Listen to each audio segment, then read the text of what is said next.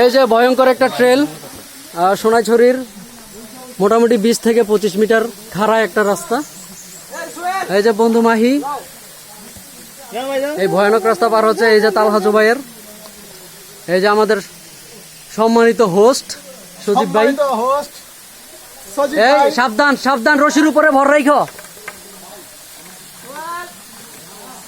তালহা ভাই যদি পারো এই যে বোতলটা নিতে পারো। বোতল তো আমার একটা, এই যে জান জান জান, এই দড়িটা এটা হলো ভিডিওর শো, আর কিছুই না। যাও জানাগে। এই যে জ্যাম লাগছে, পাহাড়ে জ্যাম। এই যে পাহাড়ে জ্যাম লেগেছে, এই যে আমরা পাহাড়ের জ্যামে আটকে দিচ্ছি।